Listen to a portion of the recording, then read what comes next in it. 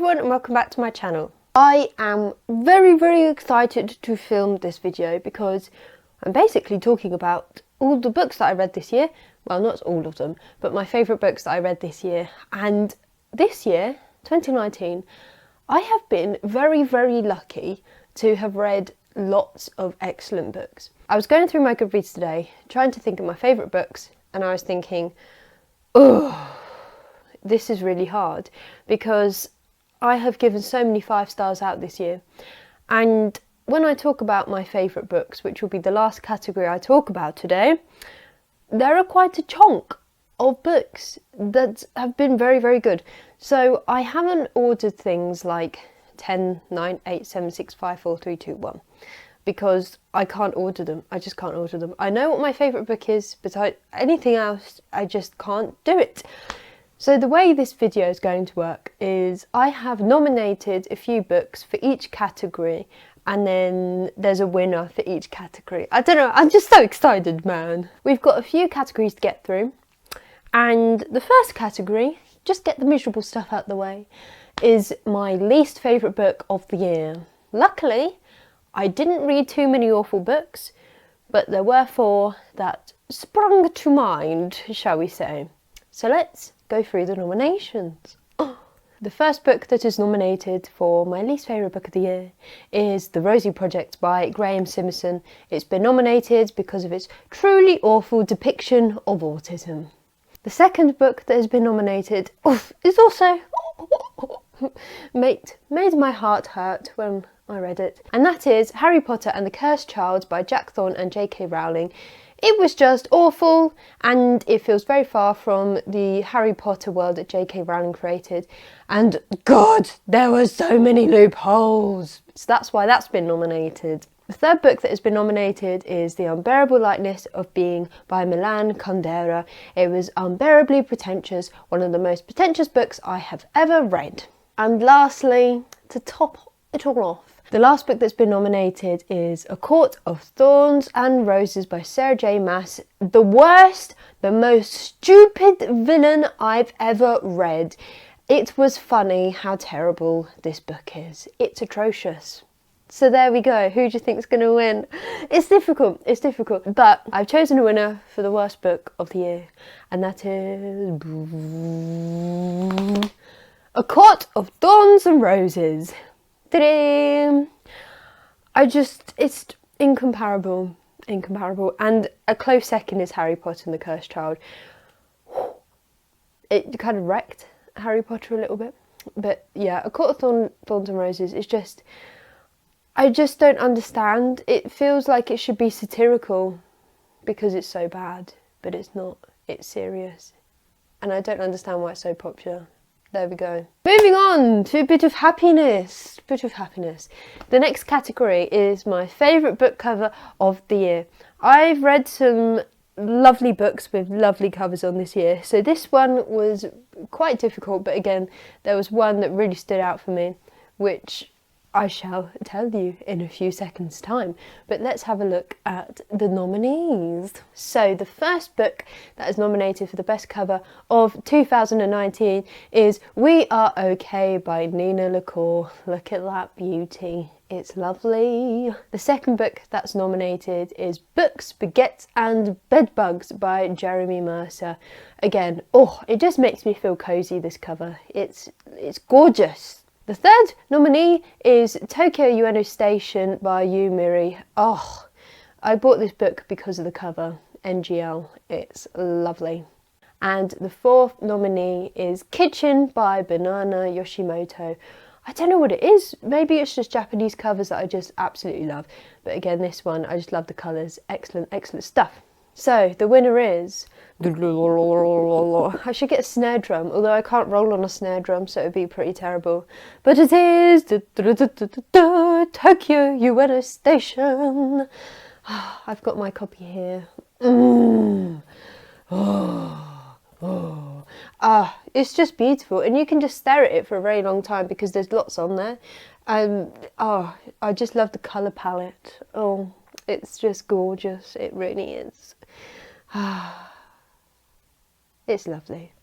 Very well deserved winner. It makes me sad because I can't find who illustrated the cover. But if you do know, please let me know, because I want to give them credit because it is truly excellent. Now we move on to my favourite genre of the year. Now, there are 3 nominees for this one. I enjoyed reading lots of different genres this year, stuff that I hadn't really read before. So this one was quite tricky to pick out, but here are the nominees nonetheless. The first nominee, you probably will not be surprised, is dystopian. I've read so many dystopians this year. Kind of miserable, to be honest, now, but I enjoyed it. I enjoyed the time. It was good. The next genre that's nominated is magical realism. I didn't read that much magical realism, but the stuff that I did read, I really enjoyed. Yeah, it was just, I've never read magical realism before, so I kind of want to read some more in the new year. And the last genre that's nominated is historical fiction. Again, I hadn't really read that much last year, so this year when I did read it, I was like, yeah, this is good stuff, man. I like being transported back in a different time. So, the winner is historical fiction. Bravo, bravo, bravo. Again, I didn't really read that much historical fiction, but it was the one that really stood out for me, that most of the books I enjoyed this year were historical fiction. I'm going to go through the nominees for my favourite books now, and they're not going to be historical fiction, are they? But anyway, I felt like that was my favourite anyway, so well done historical fiction, you did a good job. The next category is my favourite new author. So this is given to someone who I've never read before, an author who I really want to read more of their work. So, 3 nominees for this one. The first one, I can't pronounce her name because it's Turkish and I don't know Turkish things, but it's Elif Shafak. She was nominated for the Booker Prize this year. I did read 10 minutes, 38 seconds in The Strange World and very, very much enjoyed it. It's just something completely different that I've never read before. Again, going on to historical fiction, this book as well. So yeah, I'd love to give more of her books a go. The other nominee is Audre Lorde. So I read Zami this year and her style of writing is really excellent. She's known mostly as a poet, so that's the thing I think I'd like to read more of, is her poetry. It's really excellent. I haven't read any of her poetry, but her prose was very exceptional. And the last nominee is Margaret Atwood. So I read The Testaments and Handmaid's Tale this year. Again, the way she writes, her style is not only exceptional, but it's also quite versatile, I feel like. So yeah, I'd like to read more of her next year. But who has won and who do I want to read the most? I couldn't decide. So I've given it to 2 people, and that is Audre Lorde and Elif Shafak. Well done, well done. Excellent, excellent, excellent. Now, the thing you've all been waiting for, my favourite book of 2019. Now, like I said, I've enjoyed lots of books this year. And I couldn't rank them. It was just, I tried to, and it didn't end up well. So I've accidentally somehow managed to nominate 15 books. Let's just go through them because I had a great time. I've had to write them all down because I can't remember them all. So let's get on with it. The first nominee is Sea Prayer by Khaled Hosseini. This is a poem about the refugee crisis and it's accompanied with such beautiful watercolour illustrations by Dan Williams. It's just a beautiful book. The second nominee is The Night Circus by Erin Morgenstern. This is such a magical novel about a mysterious circus, basically, that appears across cities throughout the world unexpectedly. And like I was saying about magical realism, I never read anything like that. I read The Night Circus and I was blown away. The third nominee, I've already spoken a bit about this, but it's Zami, A New Spelling of My Name by Audre Lorde. This is a biomythography based loosely on Lorde's life, covering themes of sexuality, religion, innocence, and her style of writing, like I said, was just brilliant. And I thought, whoa. The next nominee is The Colour Purple by Alice Walker. This is a book written in letters from the viewpoint of a suppressed young black woman, and we see how she grows up and becomes empowered, and I just thought it's a really beautiful story. I really enjoyed seeing Celie grow. The next nominee is Tokyo, You Anastasia by Yu Miri. Again, I've already talked about this. It's a Japanese novel written from the perspective of a lonely ghost, and you know, I love Japanese literature and I love reading about loneliness, and it just encapsulates that feeling of loneliness so well. It was so emotional. Loved it. The next nominee is The Mermaid and Mrs. Hancock. So this is a cross between historical fiction and magical realism. Again, I hadn't read anything like this, and I just love the world that it's set in. It's just so whimsical, and it just made me feel really warm inside. The next nominee is Sounds by Kandinsky. This is a book of poetry and black and white paintings by Kandinsky. I just love the way that colour is portrayed in this. Because all the paintings are black and white, the poetry just makes you feel like there are colours in the paintings that aren't there because it's so vivid. I love it. The next nominee is The Help by Catherine Stockett. This is a novel set in the mid-20th century America, and it's told through the different perspectives of black maids. The thing I loved about this book was the character building. I love the characters in this book so much. Like Minnie has to be one of my favourite characters I've ever read. Like, she's just brilliant. I love her. How many times am I going to say love in this video? I just love everything, man. I love all these books. The next nominee is A Game of Thrones by George R.R. Martin. You know what this is, most likely. It's so detailed that I have to keep on reminding myself that it's a work of fiction, because I'm just like, how has George R.R. Martin created this world? Like, everything is just feels so real. Excellent book. Excellent. I love how chunky it is as well, because you really get to grips with the world as well. The next nominee is Oliver Twist by Charles Dickens. This is, well, we probably know a bit about this as well. It's a classic novel based around the journey of the poor, innocent little orphan who is Oliver Twist.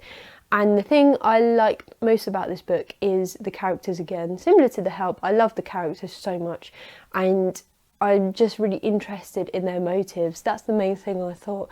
What are these characters' motives? The next nominee is The Handmaid's Tale by Margaret Atwood. If you don't know already, it's a 1985 dystopian depicting a first-person account of life in Gilead. This is a society where women have very few rights, and the narrator, Offred, doesn't have any rights either, pretty much. The thing I enjoyed again is the world building. Similar to Game of Thrones, the world building is just so exceptional. You feel like this is real. You feel like this could not be fiction. It's just so detailed. Excellent job, Maggie. Oh, she probably hates being called Maggie. Oh well. And another nominee goes to The Testaments by Margaret Atwood. So this is basically the sequel to The Handmaid's Tale. I like it in exactly the same ways I like The Handmaid's Tale, basically, the world building. And the plot was really good. This is why I didn't study English. What's the synonym of good? Excellent, brilliant. The plot was riveting in The Testaments. We've got 3 more left. Come on, let's keep on going. The next nominee is Divergent by Veronica Roth. This is a dystopian YA novel. It's based in a society that is divided up into factions based on different traits, which I thought was a really interesting concept. But the thing about this book I enjoyed, I couldn't put it down. I just couldn't. I had to finish it. I was just thinking about it all the time. It was excellent. I loved it so much. Next is Books, Baguettes and Bedbugs by Jeremy Mercer. This is a memoir about Mercer's stay in Shakespeare and Company. I love this Parisian bookshop. It's beautiful. So learning about it more, I just really enjoyed. It just felt really warm and cosy and lovely. Excellent style of writing as well. And lastly, the last nominee is 10 minutes and 38 seconds in the Strange World by Elif Shafak.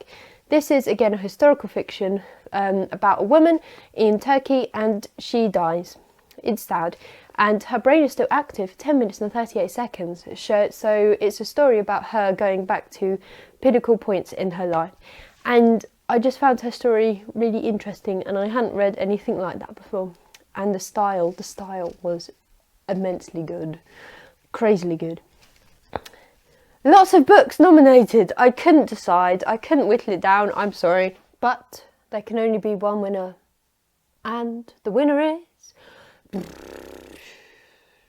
Sounds by Kandinsky. I read this in January or February this year, and it was obviously it's an early read of the year, and I kept on thinking nothing's better than this yet. Nothing's better than this. This still isn't better than this. This still isn't better than this. It was just exceptional, and I'll just show you a bit inside because it's beautiful. And bassoon. I just feel like there's nothing wrong with it. There's absolutely no critiquing it. And I never read poetry like this before. The structure was really interesting. The way he uses colour, that's the main thing. The way he uses colour in his poetry is just, I didn't even know he wrote poetry, but he does.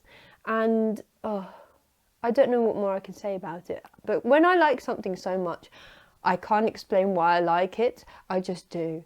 I love it so much. Would definitely recommend. So there we go. Those are my favourite books of the year and least favourite books, etc. My year in review. I hope you enjoyed it. 2019 has been a great year. I started BookTube this year and I've met lots of lovely people, well, online, not IRL. But it's just been such a lovely thing to be part of, and I can't wait for next year to see where I am this time next year. Might find my new favourite book this time next year. We'll see. Thank you for watching, and I'll see you in the new year. Scary. Goodbye.